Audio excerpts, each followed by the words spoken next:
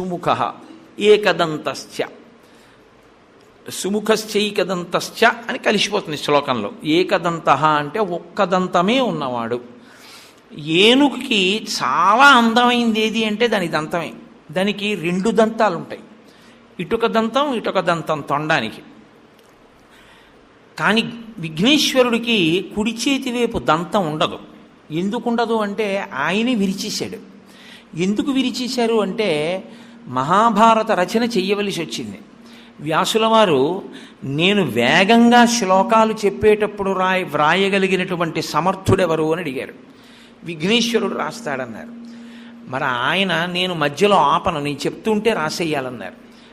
ప్రపంచంలో ఏ కలం పట్టుకున్నా ఎప్పుడో అప్పుడు ఏదో ఇబ్బంది వస్తుంది. అందుకని ఆయన అటువంటి కలం కావాలి అంటే లోకంలో ఇంకొకటి లేదు అని చెప్పి తన దంతాన్ని విరిచి ఆ దంతంతో మహాభారత రచన చేశారు.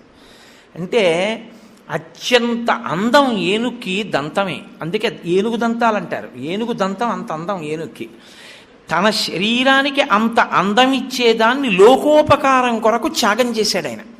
మహాభారత రచన పంచమ వేదం కనుక ఇది లోకానికి అందితే కొన్ని కోట్ల మంది జీవితాలు తరిస్తాయి.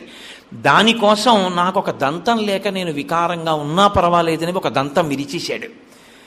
ఎవరు సమాజ ప్రయోజనము కొరకు తనకి ఈశ్వరుడిచ్చినటువంటి విభూతిని నైవేద్యంగా పెట్టేస్తాడో వాడు చాలా గొప్ప వ్యక్తి. గొప్పతనం దానివల్ల వస్తుంది తప్ప కేవలం రెండు దంతాలు ఉంచుకుని అందం కాదు. ఒక దంతాన్ని విరిచి మహాభారత రచన చేసిన మహానుభావుడు కాబట్టి రెండు దంతాలు లేకుండా ఒక దంతమే ఉన్నా మహానుభావా నువ్వు ఇంత త్యాగం చేశావు అని ఏకదంతశ్చ, ఒక దంతం ఉండి మమ్మల్ని ఉద్ధరించినవాడా, పంచమవేద రచన యందు సాయపడినవాడా. లేదు.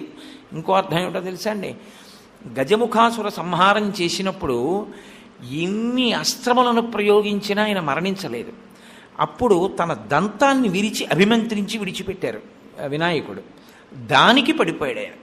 కాబట్టి తన దంతంతో గజముఖాసురుణ్ణి వధించినవాడు కనుక ఏకదంతశ్చ. కాబట్టి